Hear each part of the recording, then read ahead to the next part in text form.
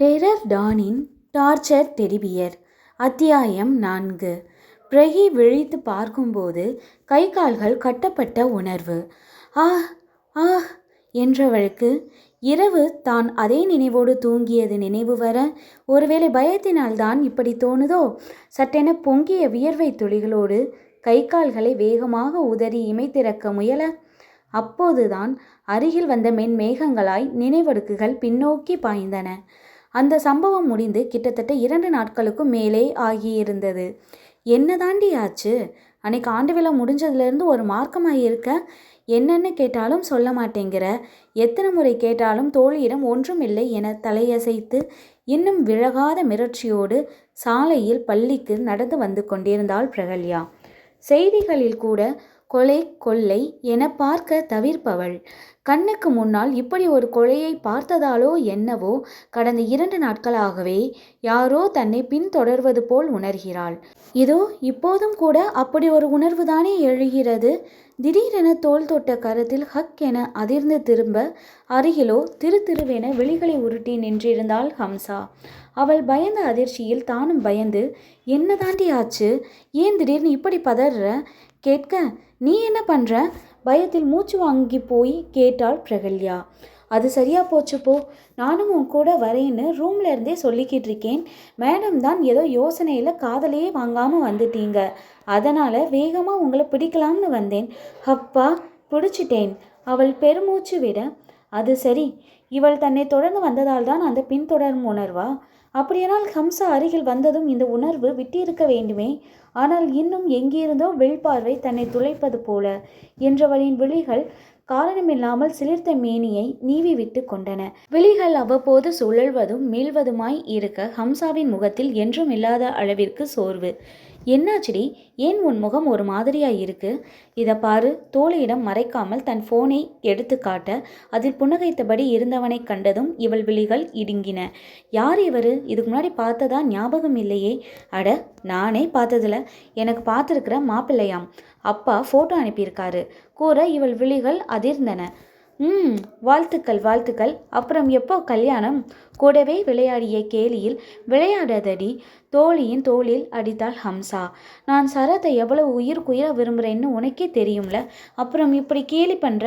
அப்பா சொன்னதுலேருந்து எனக்கு மைண்டே இல்லை தெரியுமா என்றவளின் குரலில் பெரிதாக சோகம் நிரம்பி வழிய, அப்போவே சொல்லியிருக்க வேண்டியதானே? விளையாட்டை விட்டு நேரடியான கேள்வியில் இவள் விழிகள் அதிர்ந்தன. எதுக்குடி எல்லா விஷயத்தையும் இவ்வளோ காம்ப்ளிகேட் பண்ணிக்கிற? சரத்தை கூட்டிகிட்டு போய் நேரம் உங்கள் அம்மா அப்பா முன்னாடி நிறுத்து. அவரோட நல்ல குணத்துக்கும் நல்ல மனசுக்கும் கண்டிப்பாக அவரை எல்லாருக்கும் பிடிச்சு போயிடும். இதமான வார்த்தைகளில் அவளையும் சற்று இதமாக்கினாள் பிரகல்யா. நீ தாண்டி நினச்சிக்கணும். ஆனால் எங்கள் வீட்டில் ஸ்டேட்டஸ் தான் பார்ப்பாங்க. இப்போ பார்த்துருக்காங்களே, இந்த மாப்பிள்ளைக்கு கூட வயசு 35. ஆனால் வெல் செட்டில்டு ஃபேமிலி, சொந்த வீடு கார்னு எல்லாமே வச்சுருக்காங்க.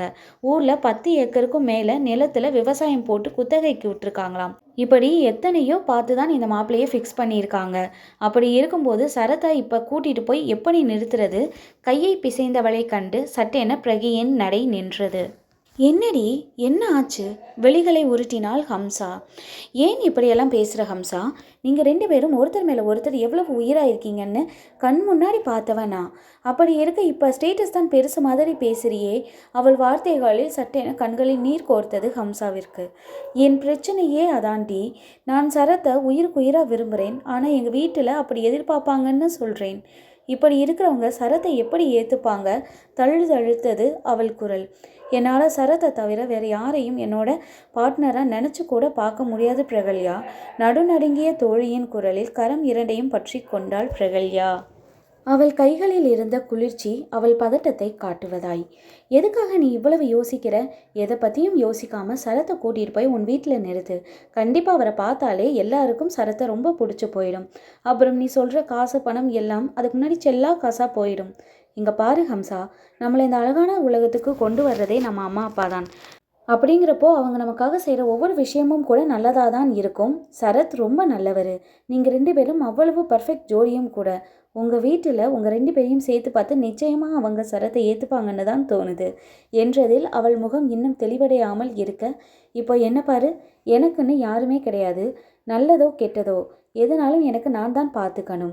ஆனால் உனக்கு நல்லதை பார்த்து பார்த்து செய்ய பேரண்ட்ஸ் இருக்கும்போது நீ ஏன் கவலைப்படுற என்றவளின் குரலில் அவளையும் மீறி துளிரான வருத்தம் இலையோட பிரகல்யாவின் கரத்தை ஆதூரமாக பற்றி கொண்டாள் ஹம்சா. அவள் முகத்திலோ யோசனை மண்டி இருந்தது. எனக்கு புரியுதுடி, என்னவோ நீ சொன்னதும் வீட்டில் சரத்தை ஏற்றுப்பாங்கன்னு தான் தோணுது. இன்னைக்கு மதியத்தில் இருந்து அடுத்த 2 நாள் லீவு தானே, சரத்தையும் கூட்டிகிட்டு போய் வீட்டில் இருக்கிறவங்களை எப்படியாவது கன்வின்ஸ் பண்ணிட வேண்டியது தான். நிச்சயமாக சரத் இல்லாத வாழ்க்கையை என்னால் நினச்சி கூட பார்க்க முடியாது. எல்லாம் நல்லதாகவே நடக்கும்டி, நீ எதுக்கும் ஃபீல் பண்ணாத. பேசியபடியே பள்ளிக்கு வந்து சேர்ந்திருந்தனர். தேங்க்ஸ்மா பிரகல்யா, அன்னைக்கு நீ இருந்தது எனக்கு எவ்வளோ உதவியாக இருந்தது தெரியுமா? எல்லா வேலையும் நீ பார்த்துக்கிட்டதால எந்த டென்ஷனும் இல்லாமல் என்னால் ரிலாக்ஸாக வேலை பார்க்க முடிஞ்சது. செந்தாமரை மலர்ச்சியோடு கூறி கொண்டிருக்க எதிரே நின்றவளின் முகத்திலோ புன்னகை. இதில் என்ன மேடம் இருக்குது? இதெல்லாம் செய்ய வேண்டியது என் கடமை. அவளின் அடக்கமான பதிலில் செந்தாமரையின் இதழ்களிலும் கூட புன்னகை விரிந்தது.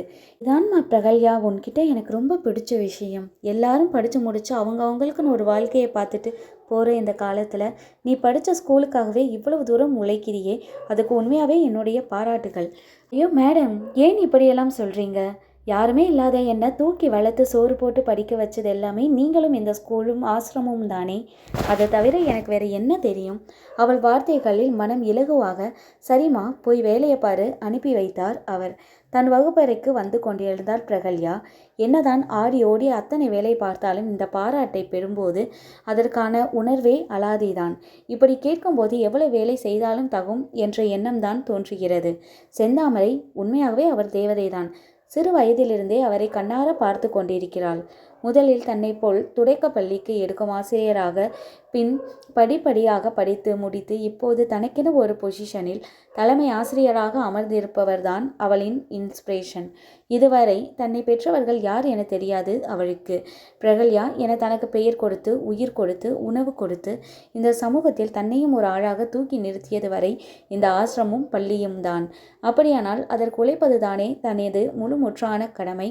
அதிலிருந்து ஒரு நாளும் தான் பின்வாங்கியதில்லை என்பதை செந்தாமரை வாயினால் இப்போது கேட்டதில் பெருத்த மகிழ்ச்சி. அப்போதும் அந்த தனி ஆஃபீஸ் வரையில் அந்த நினைவின் நிகழ்வில் இதழ்களில் கீற்றாக புன்னகை விரிந்திருக்க டப் என கேட்ட சத்தத்தில் அவள் விழிகள் அதிர்ந்து திரும்பின. அதே சத்தம், அதே அலறல் சட்டென அன்றைய நாளின் கண்முன் பன்னர்ந்ததில் அப்போதுதான் கவனிக்கிறாள், ஆஃபீஸ் ரூமில் யாருமே காணவில்லை. திடீரென என்னவோ மனதுக்குள் தவறாகப்பட உணர்வில் வேகமாக தன் வேலையை முடித்துவிட்டு வெளியேறினாள். மனம் ஒரு நிலையில் நிலை கொள்ளாமல் தவித்தது. ஒருவேளை ஹம்சா தன்னுடன் இல்லை, அறைக்கு சென்றாலும் தனியாக இருக்க வேண்டும் என்பதால் அப்படி தோன்றுகிறதா? மீண்டும் அதே தேகம் குறுகுறுக்கும் உணர்வு. வேக எட்டுக்களோடு அங்கிருந்து நகர்ந்தவளை திடீரென எதிரெதிராய் பாய்ந்து வந்த 2 கார்களில் ஒன்றை அவளை இழுத்து உள்ளே போட்டிருக்க, திடீரென உண்டான பதட்டத்தில் என்ன செய்வதென புரியாமல் மயக்க மருந்தின் வீரியத்திற்கு முன்பாகவே மயங்கி போயிருந்தாள் பிரகல்யா. கண்முன் நிகழ்வாக இப்பொழுது அனைத்தும் நிழலாடியதில் கை கால்கள் கட்டப்பட்ட உணர்வு மொத்தமும் நிதர்சனமாக. அப்படியானால் தன்னை கடத்தி விட்டார்களா? தன்னை யார் எதற்காக கடத்த வேண்டும்? நெஞ்சத்தின் இருண்ட கேள்வி. ஹலோ, யாராவது இருக்கீங்களா? கத்த முற்படுகையில் தான் தெரிகிறது வாயிலும் பிளாஸ்திரி ஒட்டப்பட்டிருப்பது. இப்போதுதான் உடலுக்கு கொஞ்சம் கொஞ்சமாக சொரணை வருகிறது போலும். தலைக்கையை உலுக்கிவிட்டு கட்டை பிரிக்க முயன்றால் முடியவில்லை. சட்டென அந்த இருட்டு அறையில் கண்களை கூச செய்யும் ஒளி. கூசிய விழிகளை சுருக்கி விழித்து நிமிர்ந்து பார்க்க எதிராக அடிமேல் அடியாய் அழுத்தமாக நெருங்கி வந்ததிலேயே அவன் யார் என அவள் மூரை பறைசாற்றி விட்டது. மறக்கக்கூடிய நடையா அது? ஒருவனை துடிதுடிக்க கொன்றுவிட்டு எதுவும் நடக்காதது போலும் இப்படித்தானே நடந்து சென்றான். டான் தொண்டை குழிவற்ற மானசீகமாக கதறியவளுக்கு இவனா தன்னை கடத்தி வைத்திருக்கிறான் என்பதில் மீண்டும் கண்கள் சுழன்று கொண்டு வந்தது.